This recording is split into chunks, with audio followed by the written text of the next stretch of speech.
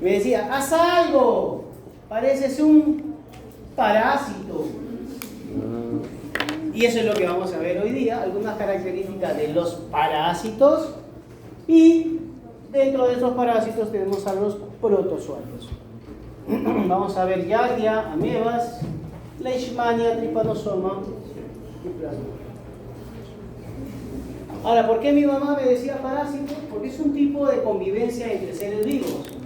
Los seres vivos se comportan de diferentes maneras, ¿no? Por ejemplo, si dos seres vivos conviven y ambos obtienen un beneficio, eso se llama mutualismo, ¿no? Viven en simbiosis. No se hacen daño, ambos cooperan y ambos obtienen un beneficio. Pero hay otro, como por ejemplo, donde un organismo vive a expensas de otro, y encima que vive a expensas de otro, le causa daño. Y eso es el parasitismo, ¿no? Por eso mi mamá me decía, o sea, vives a mis costillas, encima me quitan mi comida y no haces nada, porque ese es el parasitismo. Parásitos hay de diferentes tipos. Hay desde endoparásitos hasta ectoparásitos, ¿no? Y de entre los diferentes reinos: reino protista, reino animal, ¿no? Filum, artrópoda y los helmíntos, a los que les llaman sí gusanos. Esos son los gusanos.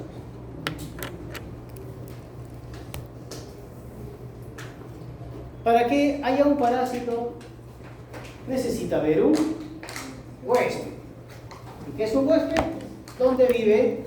El parásito. El parásito. ¿Ustedes son un parásito? Sí. Claro, somos huéspedes. ¿Su perrito es un huésped? Claro. ¿Su gato? También. Bien. ¿Su lagartija? También. ¿No tiene lagartijas en su casa? ¿De mí? ¿Tiene lagartija? ¿De mí? ¿De mi grupo? No, están su mujer. Ay, También no. tiene parásito. ¿Los peces serán huéspedes? Sí. Ah, también tienen parásitos. Casi la mayoría vivimos con parásitos.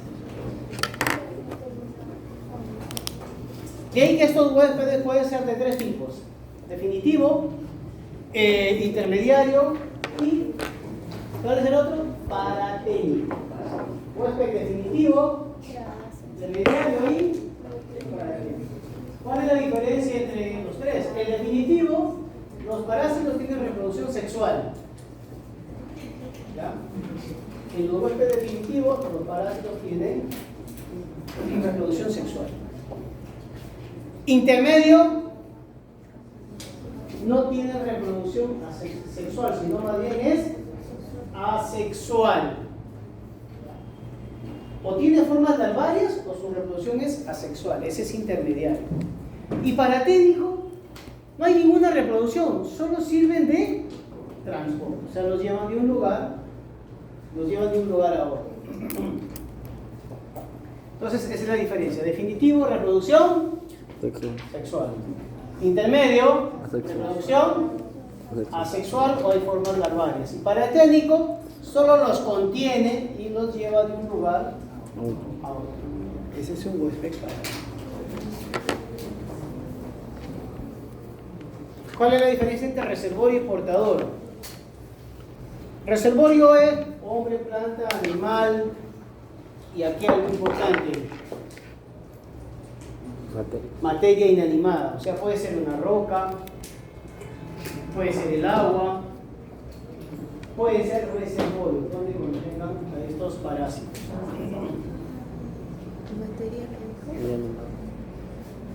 Uno de estos importantes es la giardia. La giardia, por ejemplo, puede estar en las aguas de una noria. ¿Conocen las norias?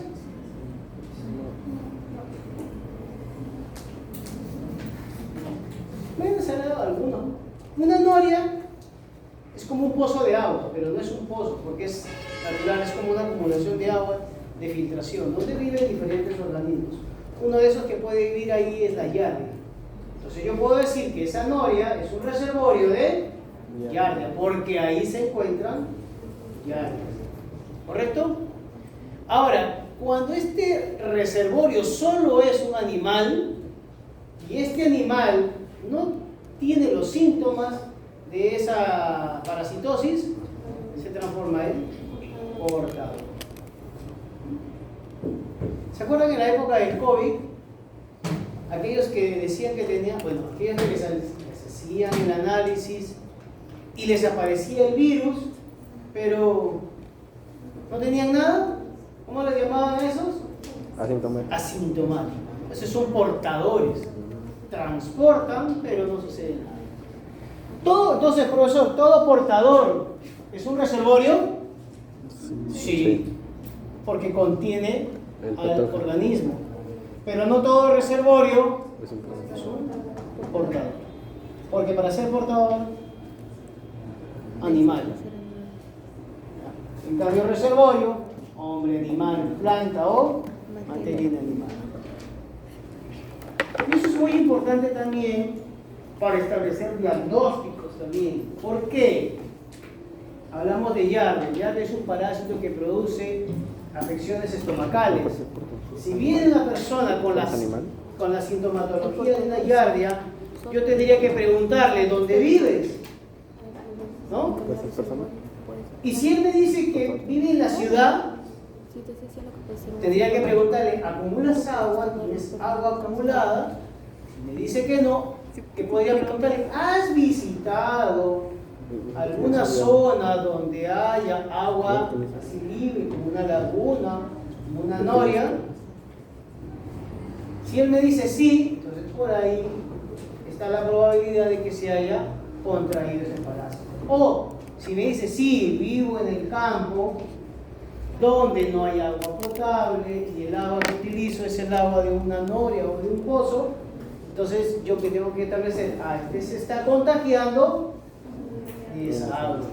No solo tengo que darle tratamiento al paciente, sino sugerirle que trate esa agua. Que la hierba, sobre todo que la hierba antes de. ¿Ya ven? Porque esa noria es un reservorio o un portador. Es un reservorio. Es un reservorio.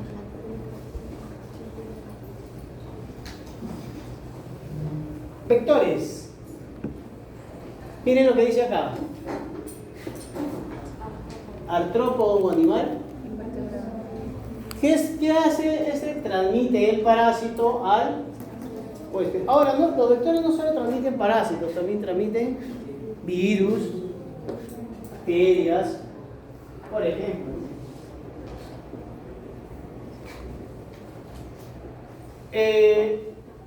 A ver, ¿qué vectores conocen? ¿El perro será un vector?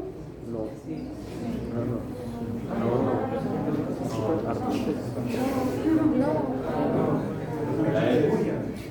¿El Aedes será un vector? Muy bien.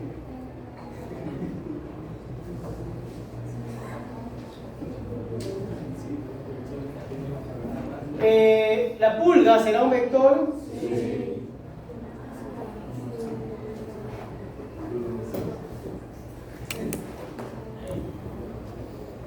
¿La mosca será un vector? Sí. ¿Las garrapatas serán un vector? Bueno, acá no, pero en otros países sí es un vector. Muy bien, y hay dos tipos de vectores: vectores mecánicos y vectores biológicos. ¿Cuándo es un vector mecánico? Igual que el huésped paraténico, sirve de transporte. Ya sea en el interior o en el exterior. Ahí están. Y no hay desarrollo. Lo que me acaban de decir. Moscas. Y como dice mi hijo, unas cuyayachas. Las cucarachas.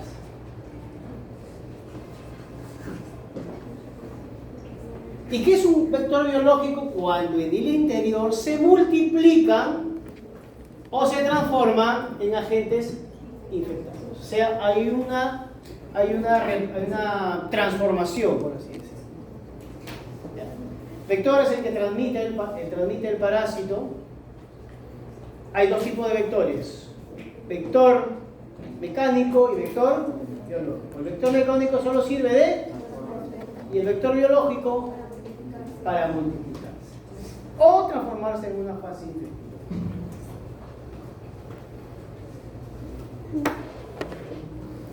¿Cuál es la diferencia entre zoonosis y metaxénico? Zoonosis lo habíamos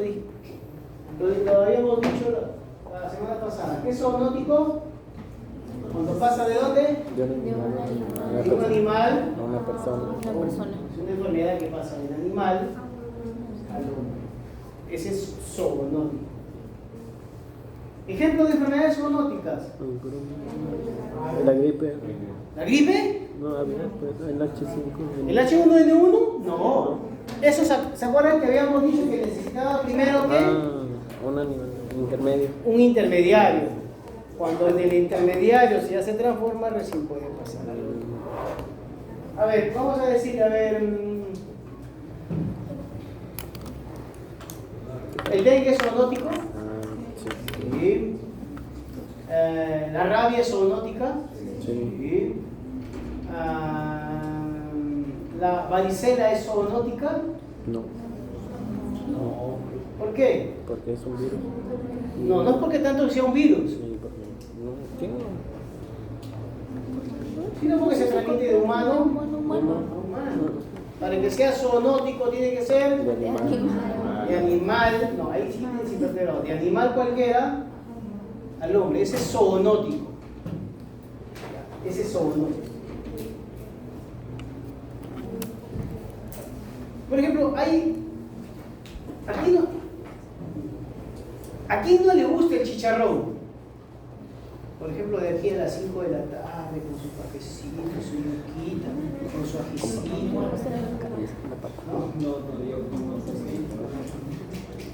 Pero, ¿qué parásito podría tener ese chancho?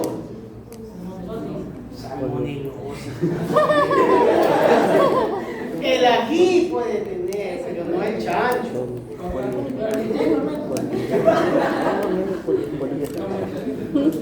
No, pero hay que diga salmonelosis y una de coli, pero no es el chancho, sino las manos que puedan llevarse.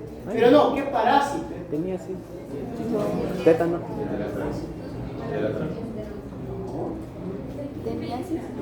No. Cisticerco, que causa cisticercosis. O si sigue otra ruta, pues la teniasis, con su solitaria.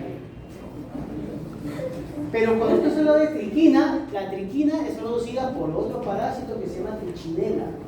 Ese es otro. Entonces, ese zoonótico Sí. te está transmitiendo no es zoonótico, porque el chancho no te lo va a transmitir. El chancho está muerto. Eso es un tipo de parasitismo, ¿no?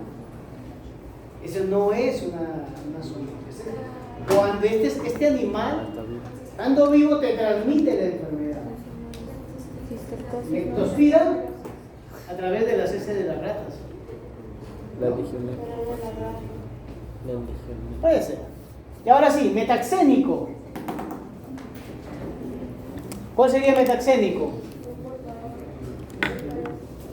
Acá está, esta sí, miren. La teniasis sí, el cisticercosis no, la teniasis sí. Porque en la teniasis el parásito va a pasar del cerdo al hombre. Y ahí sí se produce otro tipo de infección. Muy bien, metaxénico, cuando se transmite un parásito o una enfermedad a través de un vector. Entonces, metaxénico siempre se transmite a través de un vector. En los hospitales tienen sus áreas de metaxénicos, que hacen control de quién, de peste, que hacen control de dengue, que hacen control de qué más. ¿Perdón? Malaria, muy bien. Entonces hacen todos esos controles. Ese es el área de metaxénico. Entonces, cuando me hablen de metaxénicos, yo estoy pensando inmediatamente en qué? Transmitidas por un. Son aquellas transmitidas por un vector.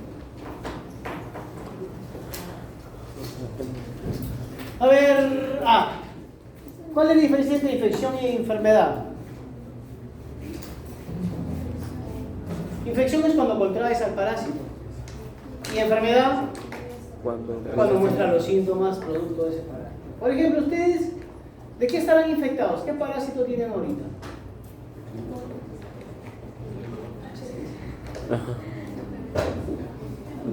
¿Qué parásito tendrán?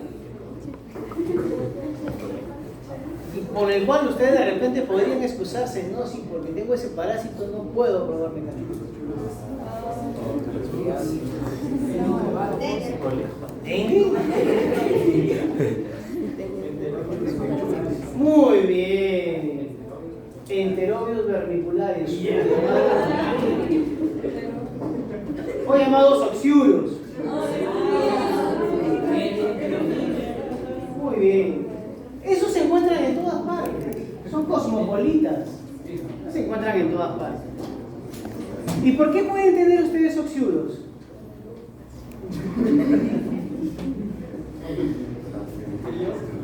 ¿Por qué? Porque bueno, estos se encuentran en todas partes y porque seguramente no se han desparasitado. ¿Hace qué tiempo no se han desparasitado?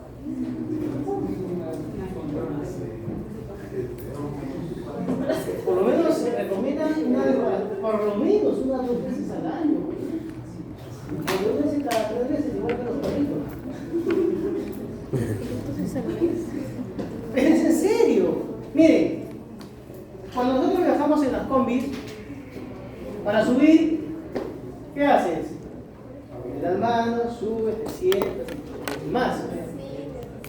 ¿Quién más sube en esas combis? Los grandes portadores que son los niños. Un niño que no es desparasitado tiene una alta probabilidad que tenga oxiuros. ¿Y el niño qué hace? Cuando le pica, se rasca, así, no está como ustedes.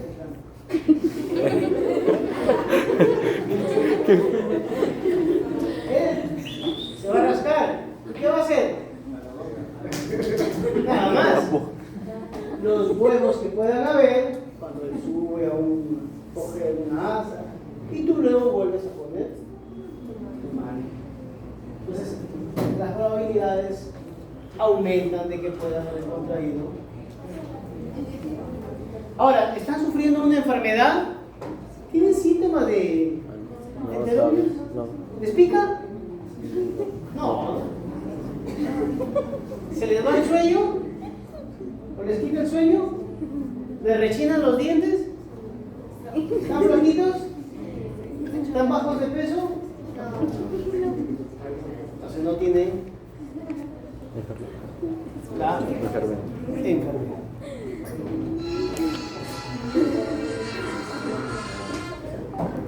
¿Correcto? Endémico, epidémico y pandémico.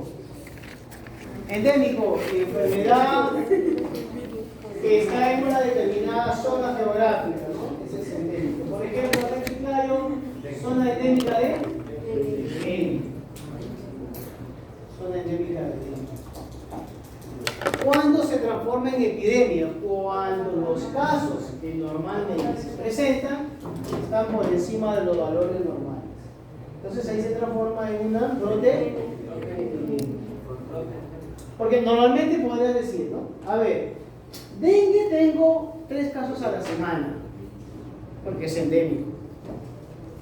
Pero de repente la siguiente semana ya no son 3, sino 6, 9, 8. Entonces, ¿qué se está produciendo? Una epidemia. Ahora sí, habría que analizar con los epidemiólogos cuáles son las causas por las cuales podrían presentarse justamente estos brotes epidémicos. Y si queremos saber las causas, entramos a las redes sociales porque ahí hay de todo, ¿no? Ahí hay expertos en epidemiología, hay expertos en economía, hay expertos en medicina, hay expertos en todo, aquí les podemos preguntar.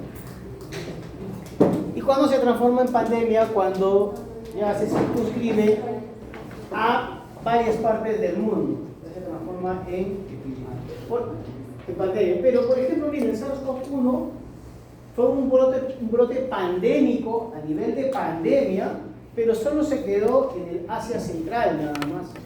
O sea, se desarrolló en varios países, pero solo se quedó ahí, no avanzó más. No se sabe por qué, no he leído por qué, seguramente por los cuidados que tuvieron. Luego el MERS, que se desarrolló solo en Oriente Medio, y avanzó y también ahí se quedó. En el caso del COVID sí avanzó a brote pandémico, de nivel global. ¿Otra pandemia que conocen? La peste negra. La peste. ¿Varicela? No. Bueno, no, más es una influencia. La gripe. La viruela. La viruela ya desapareció, ¿no? La gripe. La viruela ya no existe, por si acaso. Es que pandemia La gripe española.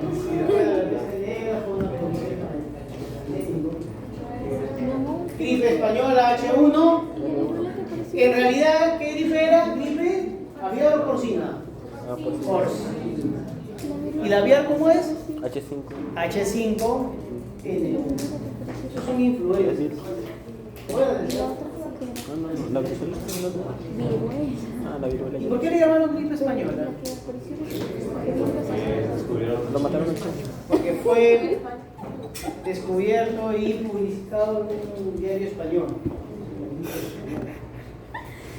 Patogenia virulenta, periodo de incubación. Dependiendo, una bacteria, un hongo, un virus o un parásito puede ser patogénico, o sea, provocar una enfermedad, o puede provocar sintomatología. Ahora, esta enfermedad que se produce, si es grave, es muy virulenta.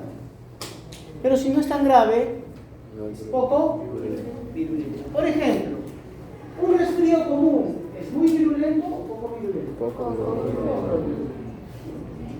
El COVID en su momento fue, en el 2019-20, ¿muy virulento o poco virulento?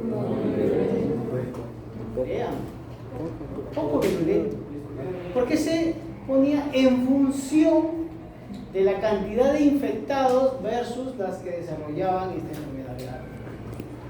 Lo que pasa es que como se propagaba tan rápido, podían infectarse muchas personas, y en esa cantidad de personas los sistemas sanitarios no alcanzaban. Pero podríamos decir así que fue muy virulento. Muy virulento. Pero, por ejemplo, el VIH, ¿es muy virulento o poco virulento? Muy virulento. La viruela fue en su momento muy virulento. O muy virulento.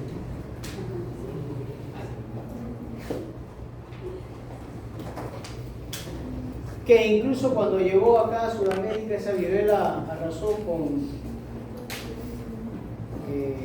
mucha parte de la población. Ahora es una enfermedad que ya no se pone de vacunas, porque ya no hay. Ciclo biológico. El ciclo biológico de un parásito se entiende por la ruta del desarrollo, o sea, cómo contraje el parásito, dónde es su reservorio, cómo puedo contraer ese parásito y cómo se desarrolla ese parásito. A eso se llama ciclo biológico. ¿Cómo se transmite? Directa, indirecta o a través de vectores. ¿Cuándo es directa? Por ejemplo, cuando le doy un beso a mi perro. No al perro, sino a su perro.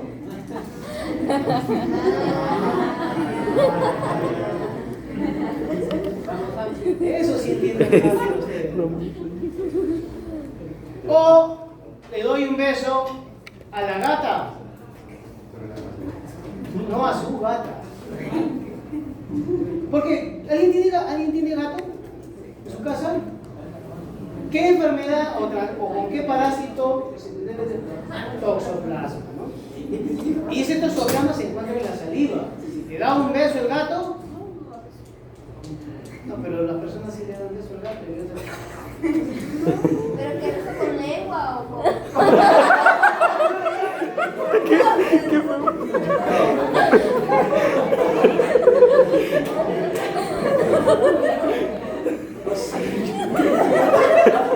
A mi perro yo no lo beso con lengua.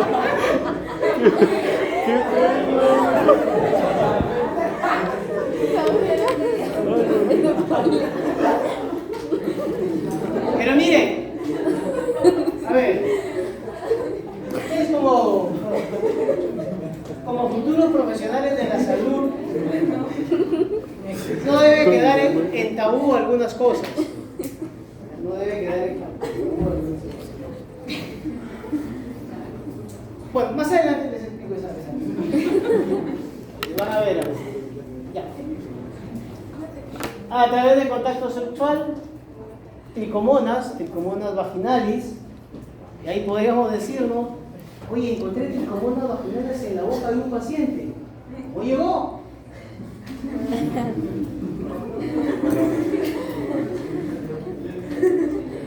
Transmisión indirecta cuando el parásito se encuentra de repente en las heces y estas, a través de que el consumo, pueden contaminar, ¿no? Y por vectores, lo que acabamos de decir, cucarachas, hormigas, moscas, que pueden transmitir. Eso sí le gusta a ustedes, ¿no? A ver, según su localización, los parásitos pueden ser que vivan dentro del huésped o fuera del huésped. ¿Cuántos son endoparásitos? Por ejemplo, tenia, ascaris, el Giardia, ¿qué más? Creo que sí. Toxoplasma, todas esas viven en el interior. ¿Y cuándo es ectoparásito? Cuando vive en la superficie del huésped. Por ejemplo, piojos, garrapatas, sarna, pulgas. Según su reproducción, si se reproducen en el interior de las células intracelulares o fuera, extracelular. Las intracelulares las más comunes, ¿no? Malaria, ¿qué más había? Dengue, bueno, no estamos hablando de parásitos, ¿no? Malaria, UTA, Chagas, dentro de las principales. Y extracelulares, la mayoría de otros parásitos como son Ascaris, tenia, etc. Pero aquí, miren, encontramos uno que se llama facultativo. ¿Qué significa facultativo? Que normalmente nosotros no somos ni su reservorio ni nada, pero lo pueden infectar ocasionalmente y de casualidad. ¿Cómo sucede esto de ahí? Por ejemplo, la Naegleria fowleri es una ameba que vive en las aguas estancadas, en las aguas de los ríos, sin ningún problema. O puede estar en el suelo. Pero estas amebas pueden van a buscar un sitio húmedo. Sitio húmedo, por ejemplo, las piscinas. Estas piscinas, que si no son bien tratadas, desinfectadas adecuadamente, puede entrar una persona y esa ameba ingresar a través de la nariz y causarle una infección al cerebro, ¿no? ¿Fuimos su huésped normal? No, llegó de casualidad. Por eso se llama parásitos facultativos. Y ahí tenemos, por ejemplo, la pulga. ¿Nosotros somos el huésped natural de las pulgas? No. Pero sí nos pueden llegar a picar, ¿no? ¿Por qué? Porque de repente tuve mi perro, no lo despulgaron, no lo vacunaron, no le hicieron nada, y esa pulga puede picarnos y provocarte una infección. Ahora, si es una pulga de un animal, ¿cómo se llama?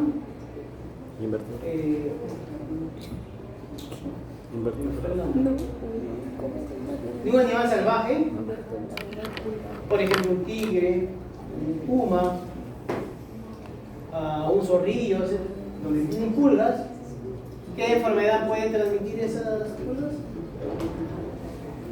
¿Cómo se llama la enfermedad que mató a medio Europa? Peste bubónica, provocada por Yersinia pestis. Muy bien, peste bubónica. Ahí tienen. Ectoparásitos, como por ejemplo, lo que todos alguna vez hemos tenido en la vida, piojos. Esto sí no creo que hemos tenido. Sarcópteros. Acá hay otro también, pero de repente muy pocos. Los piques. ¿Alguien ha tenido piques alguna vez? ¿Conocen los piques? No. Y eso que son médicos, van a ser médicos. Es que probablemente nunca hayan ido a un campo. ¿Han ido a un campo alguna vez? ¿Cómo se imaginan ustedes un campo? Lo que sale en la televisión. Bueno, no es así. En los campos, a veces, siempre están los animales ahí caminando, o están las vacas amarradas, o los animales. Y en esas zonas siempre hay unos parásitos, unos insectos llamados piques, que se te meten en la planta del pie y se ve como un ojito. Aunque eso lo vamos a ver la próxima semana, así que no lo digo. Ese es un tipo de ectoparásito. Eso se le mete a las pezuñitas de los chanchitos. Y a veces cuando hay que sacarlo con una aguja se saca. Y queda un huecazo dentro. Bueno, en los parásitos facultativos, lo que habíamos dicho, ¿no? La Naegleria fowleri, Pulex irritant, o también llamada pulga. Obligatorios es que necesariamente necesitan a su huésped. Y estos son los daños producidos por un parásito. Estos son parásitos más grandes, obviamente, ¿no? Obstrucción, un rico tallarín ahí. Ocupación de espacio, como son cisticercos. Desplazamiento por quiste idiático. Miren, el quiste idiático, este parásito. Son quistes idiáticos. O causar traumatismo, como por ejemplo trichuris en la pared del cuello. Entonces, a ver, tenemos obstrucción, ocupación de espacio, comprensión o desplazamiento y trauma. Esta es la clasificación de los parásitos. Esta es exposición, esto lo vamos a ver la próxima semana. Y estos son los que vamos a estudiar hoy día. Están los platermitos que vamos a ver la próxima semana, nematelmitos, y los artrópodos, que es parte de una exposición. Vamos a ver ahorita los protozoarios.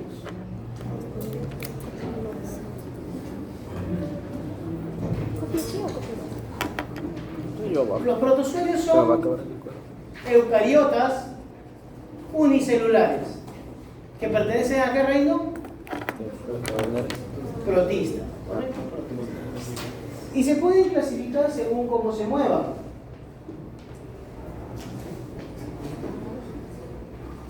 Se mueven por cilios, flagelos, rizópodos. Aquí vamos a ver algunas.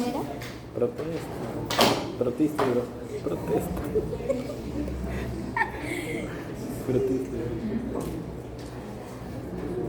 No, monerte el de bro. Porque no sé. A ver, vamos a ver. Movimiento por. Movimiento uniformemente. Flagelos de hoy.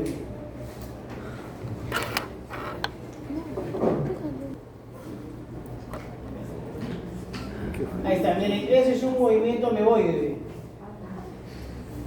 Ven ahí al pobre Paramesio. Está bien. Y miren esos bracitos. ¿Cómo se llama ese movimiento? Ameboide. Es el mismo movimiento que realizan los macrófagos. Y lo atrapó y se lo va a comer.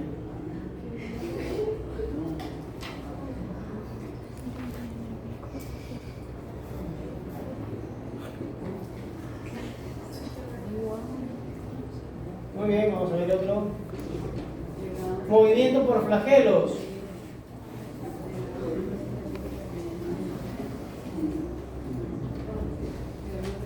Ahí está el movimiento. ¿Ven Es el látigo. Ahí está. Radio. ¿Ven? Flagelo. ¿Qué me falta? No, gusano. Miren, acá hay otro movimiento de amebas. Miren acá por este lado los...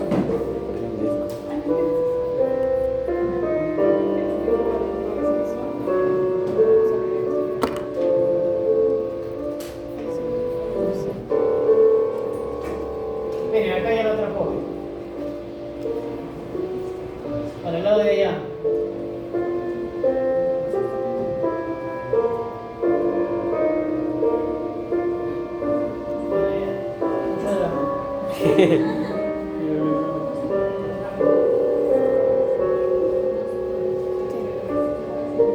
Mucho.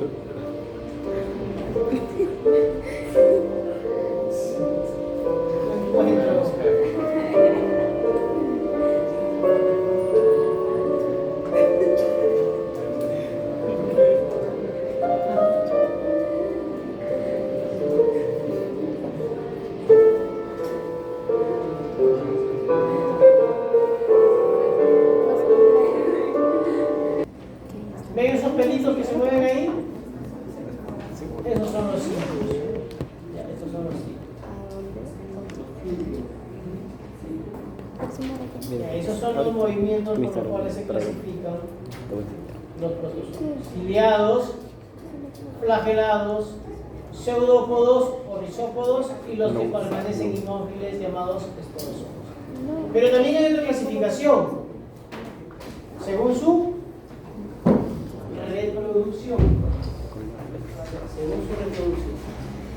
Asexual, asexual y sexual. ¿Cuál es la diferencia entre una reproducción sexual y una asexual?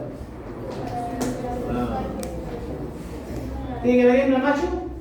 Tiene que haber gametos. Para que sea reproducción sexual tiene que haber unión de gametos. Esta es una clasificación según su filo. Y vamos a entrar a las amebas. Pero a partir de aquí va a ser después de sus 5 minutos de ir a los servicios. Sí, Leonardo. Tiene cara de hombre. Tiene cara de hombre, ¿no?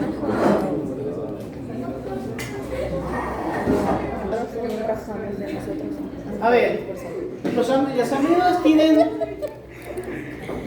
dos formas.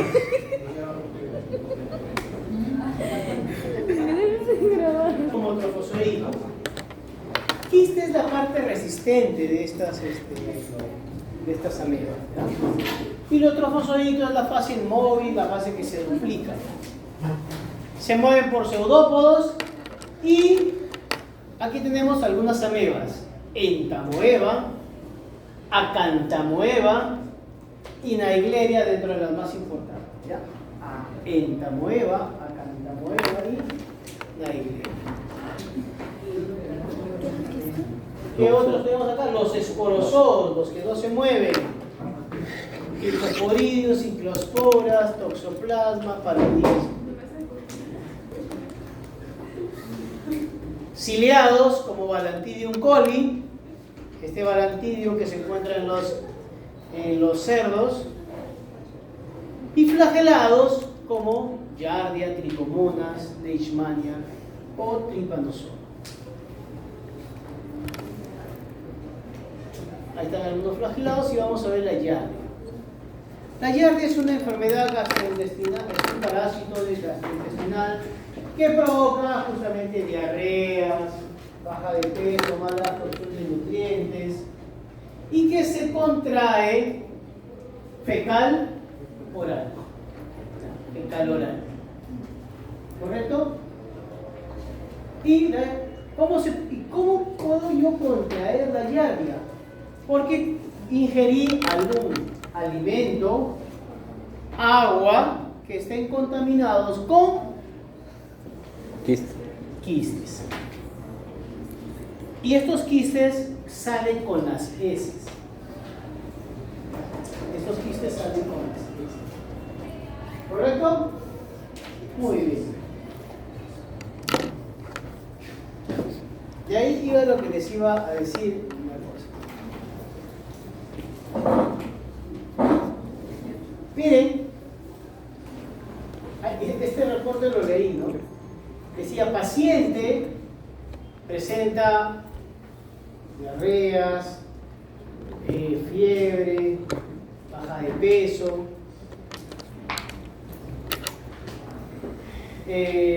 al análisis de heces seriados se encuentran trofozoitos.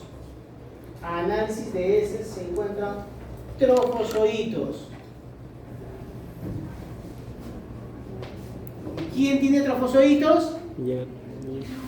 Ya. A la pregunta que le hacen a él, te pregunta si vive en zonas donde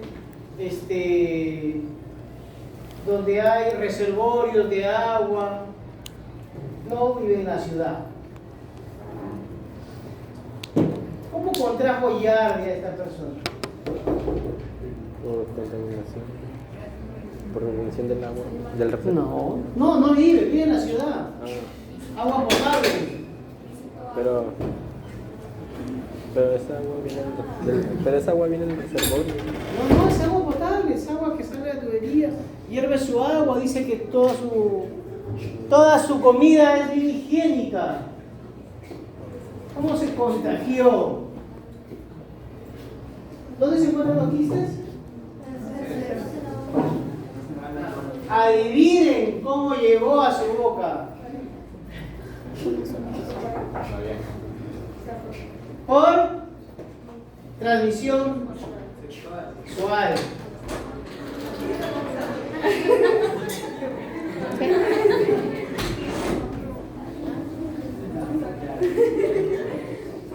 Entonces, ¿cómo llegó? Lo que ustedes están imaginando. Así llegó ese quiste a él.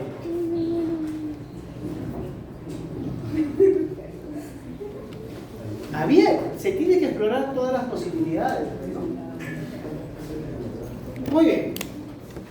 Miren, esta enfermedad es poco frecuente en países en desarrollo, pero muy frecuente en países en vía de desarrollo. Por ejemplo, en el Perú tiene hasta un 20 a 30% de prevalencia, o sea, bien alto. ¿Por qué? Porque nuestro sistema es deficiente, nuestro sistema de agua y desagüe es deficiente. Nosotros quizás no lo vemos porque hay agua y desagüe, pero hay otras zonas donde no hay ni agua ni desagüe. Ni agua ni desagüe. Lo bueno es que no se disemina el torrente sanguíneo ni pasa a otras partes del tubo gastrointestinal, solo se mantiene ahí.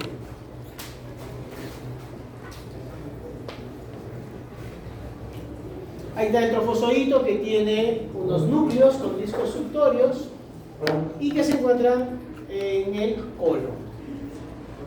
Y el quiste, que es la parte infectiva, que son cilíndricos y que tienen los flagelos en forma de S. Ya, tienen los flagelos en forma de S. Son muy resistentes, permiten sobrevivir varios meses. E incluso, miren acá, ¿resiste a quién? Las concentraciones de cloro de agua potable. ¿Cuánto de cloro tendrá un agua potable? 5 partes por millón. 5 ppm. Miren, ¿cómo me contagio yo por Yardia? Por la ingesta de alimento o agua. Quistes, los cuales están en los alimentos y en el agua. Y muy ocasionalmente en el caso que les había dicho, ¿no? Este quiste ingresa al tracto gastrointestinal y estos salen a través de las heces. Salen a través de las heces. O sea, si yo hago un análisis parasitológico de estas heces de una persona que tenga los síntomas de giardia, ¿qué voy a encontrar en las heces? Quistes. Quiste Y trofos. y trofozoito. Quiste y trofozoito. ¿Correcto? ¿Por qué? Porque si entró quiste debe transformarse en trofozoito. Porque miren, el quiste cuando ingresa a nuestro intestino se transforma en trofozoito. En el interior de nuestro intestino se duplican de 2 a 4, de 4 A 8. a 8, de 8 A 16. y 16 A 30. y así sucesivamente. ¿Pero qué luego hacen? Estos mismos trofozoitos luego se transforman a Quistes. quistes Es que cuidado una carita. y salen y vuelven a entrar en otro lado. ¿Correcto? Entonces, etapa infectiva, quiste. Etapas de diagnóstico, Trofozoito. trofozoito ahí, Y quistes. en análisis seriado de heces. ¿Qué significa análisis seriado de heces? Vas un día, dejas tus heces. Vas otro día, otra vez dejas tus heces. Un tercer día, También. otra vez dejas. Ese es análisis seriado de heces. Vías de infección, Agua con. ingesta de agua contaminada, a frutas y verduras mal lavadas, y solo unos pocos quistes son suficientes para la infección, de 10 a 25. Transmitido de persona a persona y de animal a persona. Y acá ve lo que les decía. Se han descrito infecciones a través del contacto Ahora. durante una actividad sexual. Muy pulcro, muy limpio todo para comida.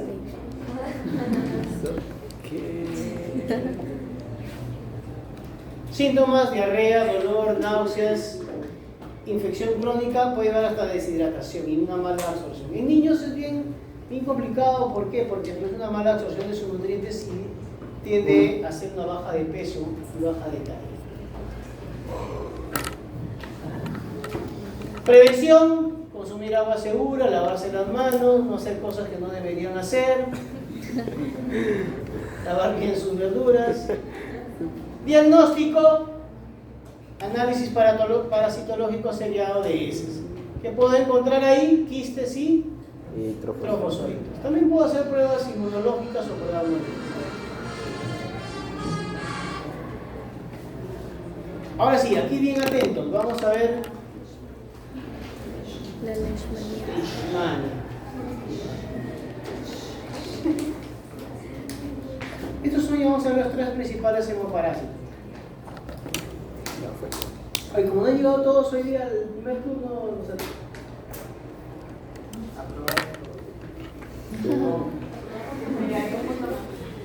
Esta práctica lo vemos todos. Sí, los dos grupos les pasa. Todo más sí. Ay, ¿cuántos se han metido de la parte práctica? Levanten la mano. ¿Ya vieron?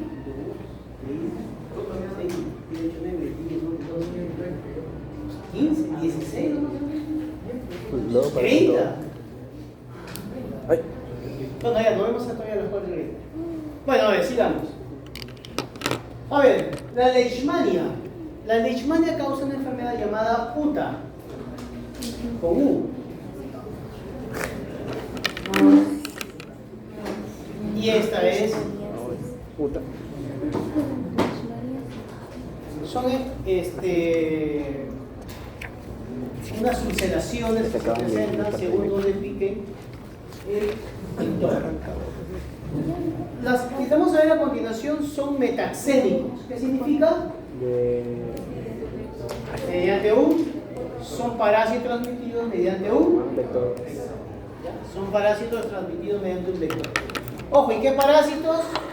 Protistas. Son protistas. ¿Correcto? ¿Hasta ahí estamos bien? Muy bien. Esta es la UTA, cuyo vector es un flebotomo llamado luxomia. Esta luxomia también es vector de esta enfermedad que mató a su mártir. ¿Cómo se llama su mártir? ¿Y de qué murió? ¿Verruga? ¿La de quién? ¿De la verruga? De la verruga. O también llamada fiebre. No, amarilla. Esa enfermedad es metaxénica también. Pero ¿cómo se llama el microorganismo que provoca esta enfermedad? Uy, no sabe de qué murió su... Uy, encima se entona por él y no sabe de qué murió. Por la virulencia. ¿Cuándo se olvida la medicina? Eso sí sabe, pero no sabe de qué murió. ¿Cómo se llama el microorganismo?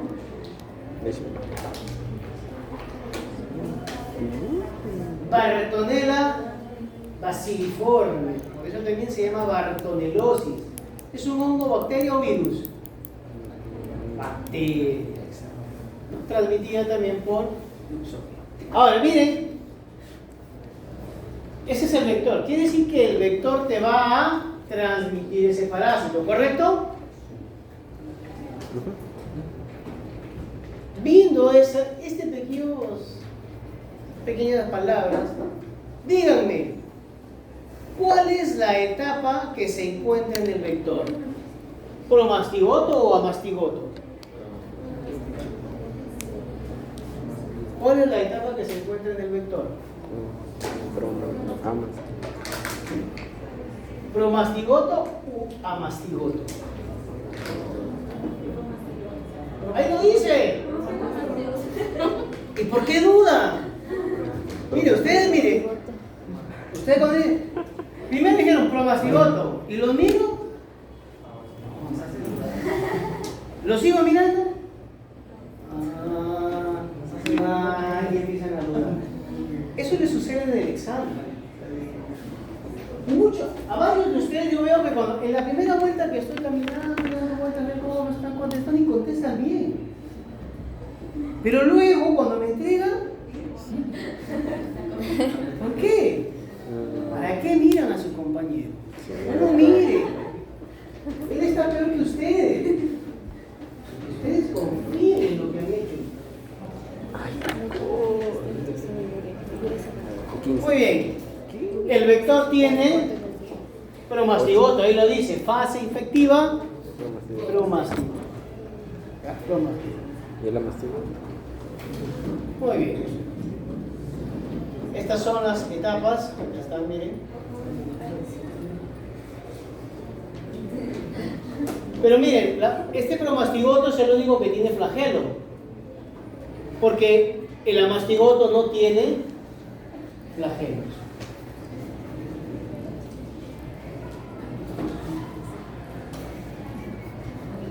Muy bien, ¿cómo es el ciclo? Sencillísimo. Viene el zancudo en su interior que contiene promastigotes. Te pica y ¿qué te va a inyectar? Los promastigotes. Estos promastigotes se van ¿hacia dónde? Hacia el cuerpo y son ingeridos ¿por quién? Por los macrófagos. Pero los macrófagos no logran destruir. Al parecer estos promastigotes ejercen un medio de defensa que se liberan del lisosoma. Y al no haber lisosoma no hay lisosoma, por lo tanto no hay la destrucción. ¿Correcto? Y después de esto, al parecer, una vez desarrollados dentro del macrófago, estos se transforman en, o sea, de promastigotes se transforman en y rompen el macrófago. De tal forma que en el diagnóstico del análisis no vamos a ver promastigotes, sino amastigotes. ¿Cómo se llama esa técnica para la visualización de estos hemoparásitos? Se llama gota gruesa. Análisis de gota gruesa. Entonces, si yo en el examen les podría preguntar, paciente con ulceraciones, la cual manifiesta fiebre,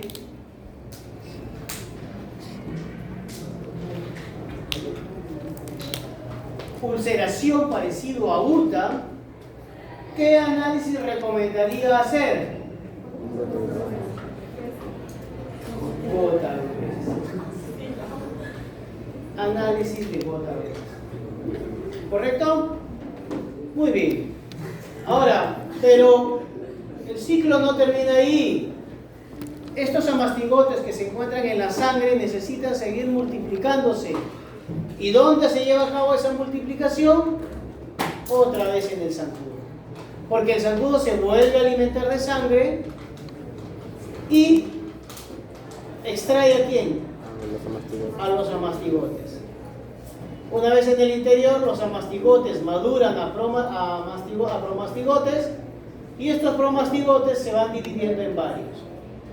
Y otra vez son inyectados por el mosquito y así da la vuelta. Ya.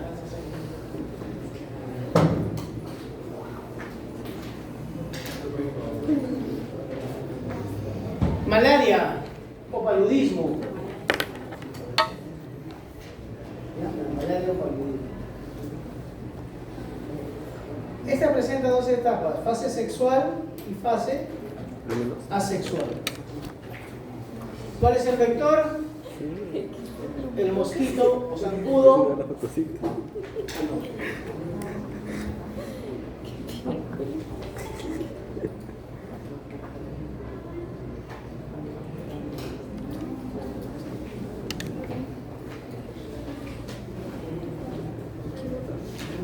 A ver, un punto sobre su examen. ¿Qué me dice yo? Pero para hacerlo más interesante, un punto sobre su examen y si lo hacen mal, un punto menos sobre un... ¿Dónde está el chiste? El que me explica, a ver, ahí hay 3 puntos. ¿Ya? Ahí hay 3 puntos. ¿Quién me explica el ciclo en fase de exoeritrocetario, o sea, en esquizonte hepático? En castellano, ¿quién me explica esta partecita nada más? A ver. Véanlo. Dice, profesor, yo le explico.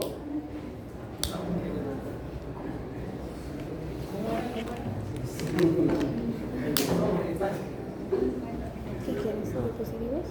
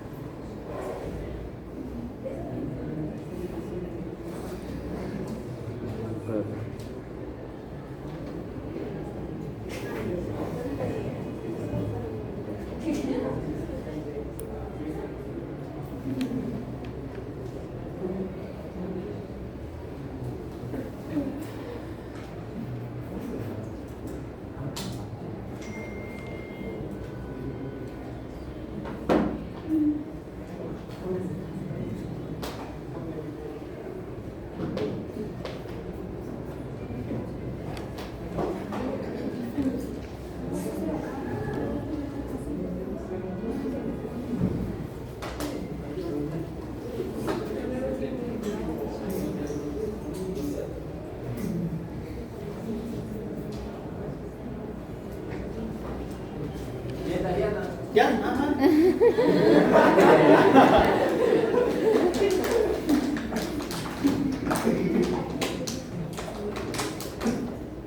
¿Nadie? Está fácil. Ya, listo. Ya, a ver, yo. Muy bien. A ver, doctor. ¿Acaso no quiero explicar solo esta etapa? No te perco esta etapa para que puedan verlo demás. O sea, Muy bien. lo que va a hacer, pues, es la malaria va a ingresar a la sangre y por circulación sistémica va a llegar a lo que es el hígado, ¿no? en este caso los hepatocitos, y se va a formar lo que es el trofozoito y el plasma. Y en la fase hepática, ya, va a formarse lo que es el parásito hepatocítico. Y entonces se va a convertir en esquizonte hepático y finalmente lo que va a generar es una ruptura del hepatocito, va a destruir a los glóbulos hepáticos que son mononucleados y binucleados, ¿no? Y luego ya se vuelven ciclos.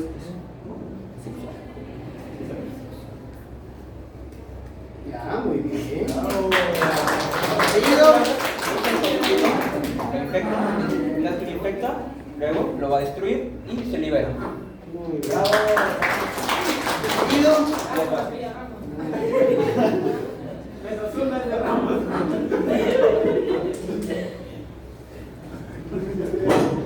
Muy bien. Lo que dice su compañero es correcto. Bueno, yo sí lo entendía, no sé usted.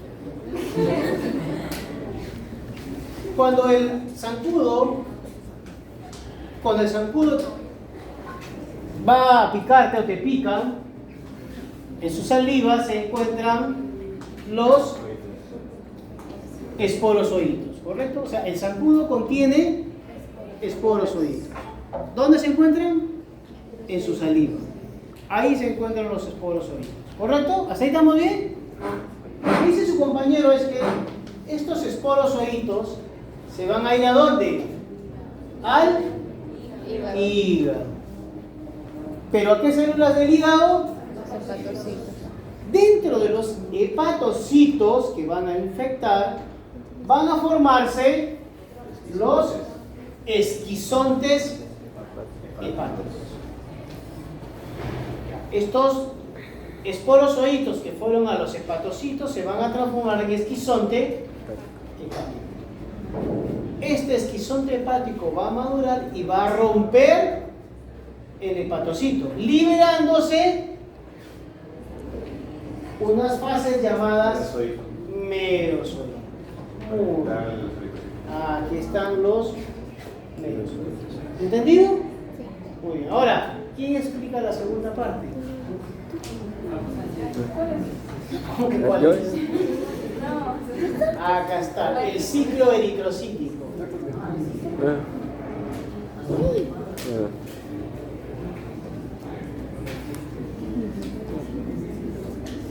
Ya, doctor. Doctor. Pero, Dale, ya, pero dale. sentado. A ver. Ya bueno, continuando con el ciclo, los merozoitos llegan al glóbulo rojo, que es este, ¿no? Entonces, los merozoitos se van a formar en trofocitos inmaduros, en forma de anillo.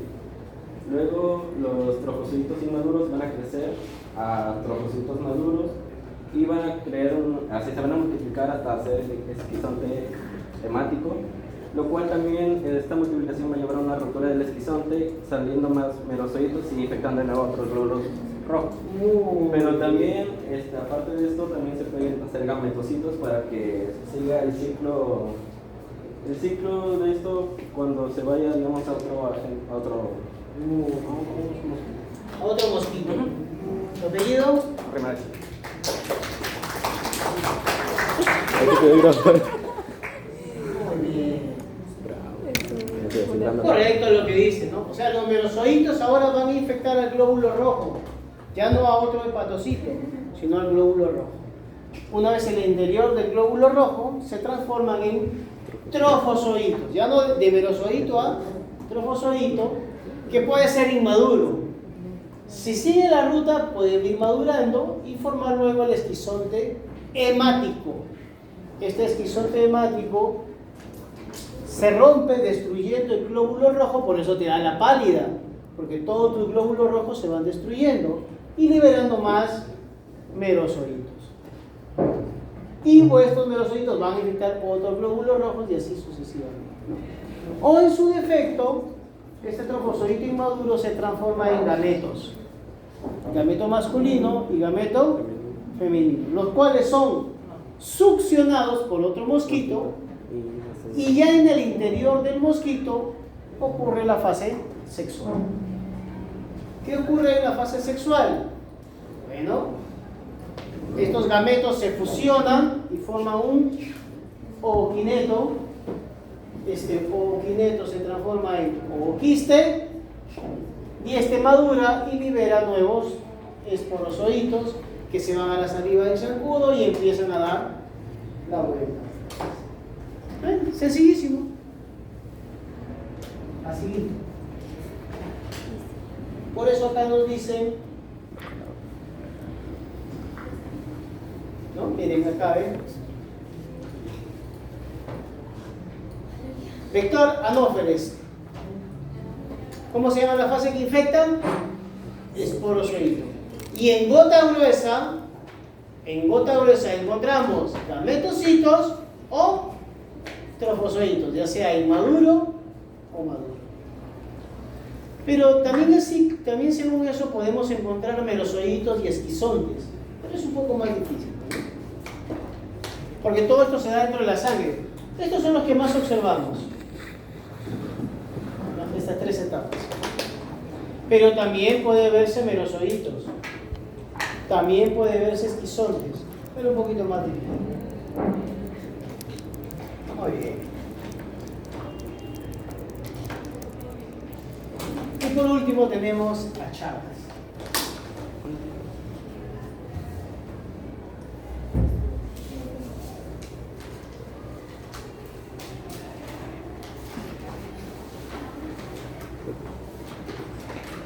Chagas causado por Trypanosoma cruzi o también brucei en el caso de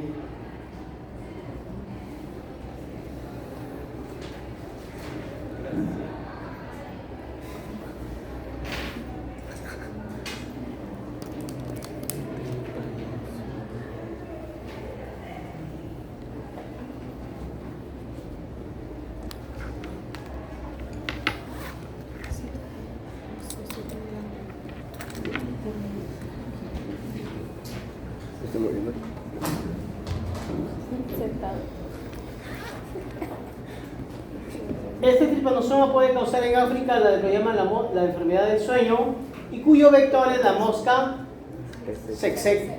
Eso no es el cantante. Y acá en Sudamérica se llama enfermedad de Chagas o tripanosomiasis, ¿no? Causada por Trypanosoma y cuyo vector aquí son los chinches, besucones o también llamados triatomas. Acá están los chinches besucones arriba. ¿Ah?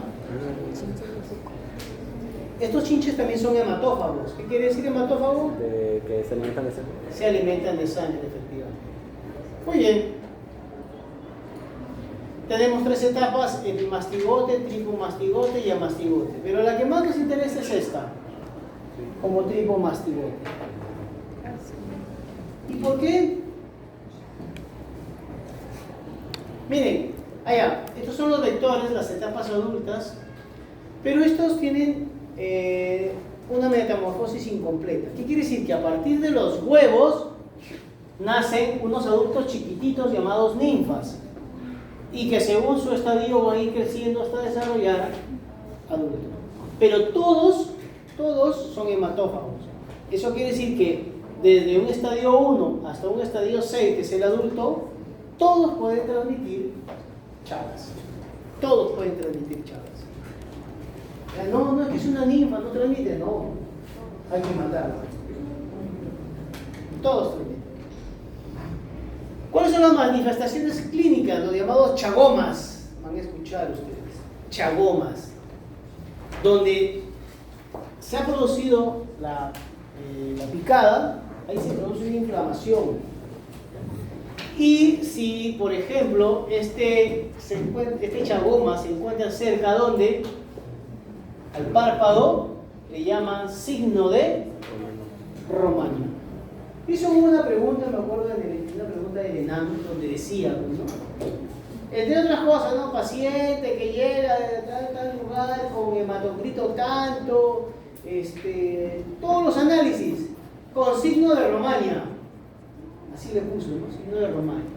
Posible diagnóstico es malaria, Chagas, UTA. O sea, al margen de esos análisis, ¿qué significarán? Dices, ¿no? Ustedes tienen, mire, cuando yo cada vez que veo los exámenes del ENAM, de mi especialidad, las cosas que salen de mi especialidad, ¿no? Que son más o menos 5 o 6 preguntas que hacen en los exámenes directamente, ¿no? Siempre colocan estas cosas, algunas sintomatologías clásicas de unas enfermedades. Por ejemplo, úlceras, solo es en UTA, nada más.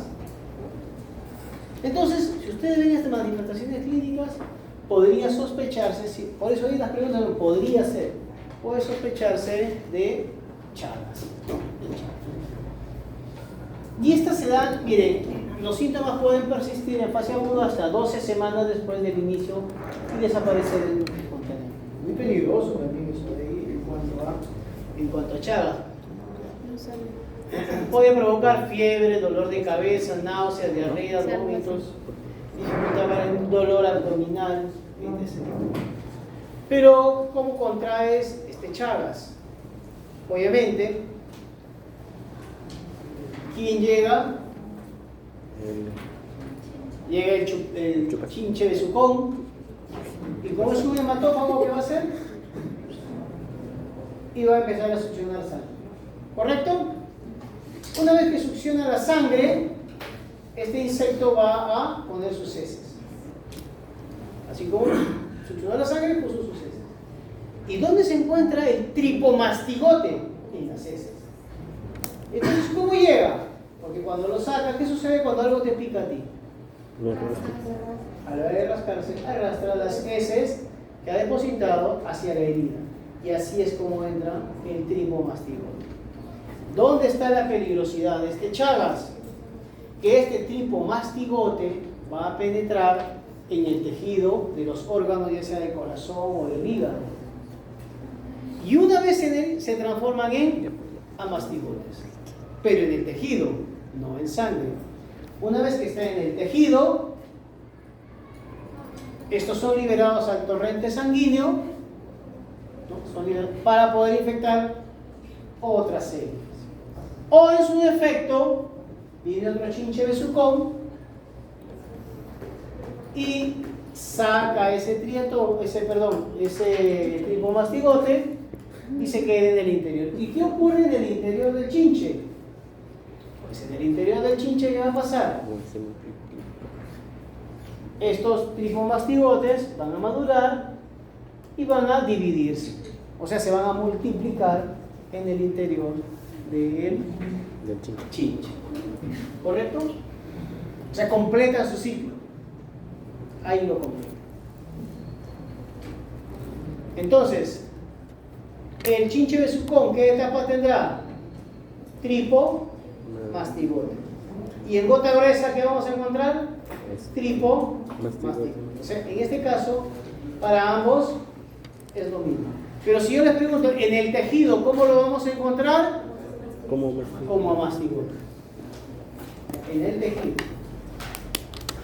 Ojo aquí, ¿cuál es lo peligroso? Que en fase aguda van a infectar nuevas células, ¿correcto? Y ahí está cable, ahí se dan todos los síntomas, ¿correcto? Luego de producirse una invasión generalizada del órgano, entra la fase crónica donde entra la destrucción, o sea, ahí ya no hay salvación. Este parásito va a romper y destruir todo el tejido de ese órgano, ya sea el corazón o el hígado, ¿correcto? Y ahí al paciente hay que sacarle una plaquita de marca.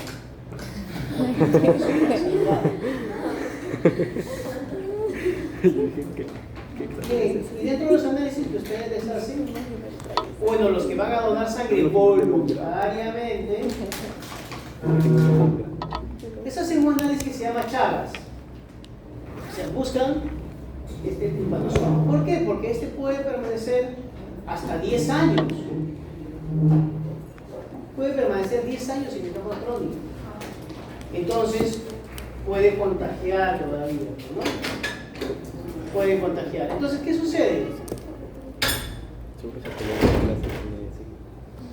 Este es el caso de un amigo que se fue a donar sangre y que dio positivo para Chagas.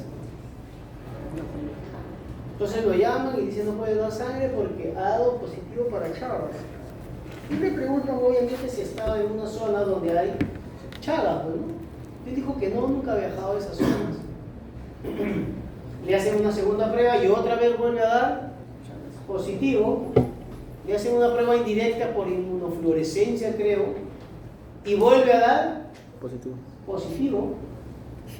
Da positivo ahí, entonces, para anticuerpos, no para antígenos. Para anticuerpos de tripanosomiasis, da positivo. Entonces, ya justamente estábamos haciendo unas colectas para comprarle su cajón. Que sigan muriendo. Y supuestamente después de mucho tiempo, ¿en qué fase está? En Crónica. O sea, va a afectar su hígado, su corazón. Se iba a morir. Porque se va a morir. Pero, como siempre, surge una esperanza. Viendo eso de ahí,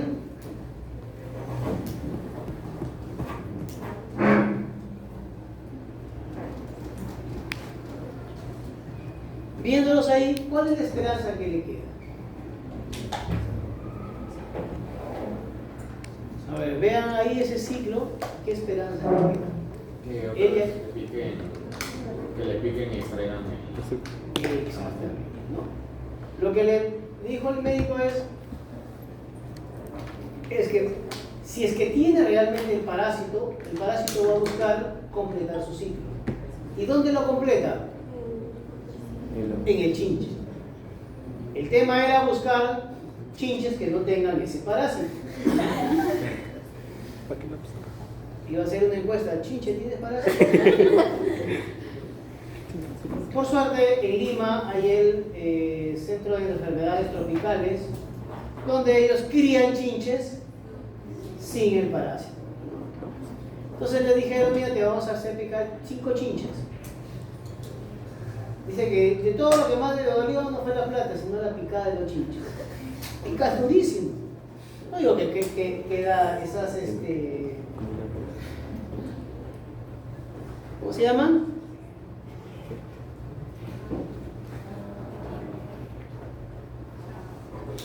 Chagomas, hasta 12 semanas después, hasta 3 meses todavía sigue rojo. Dice que eso es lo que más le dolió. Vecina me enseñó las picadas. Picadas, o sea. Dice, me pica más que mi mujer, dijo. Casa, ¿no? Pero miren, los chagomas desaparecieron rápidamente. Entonces ese era un buen signo, ¿no? Que no había producción infección.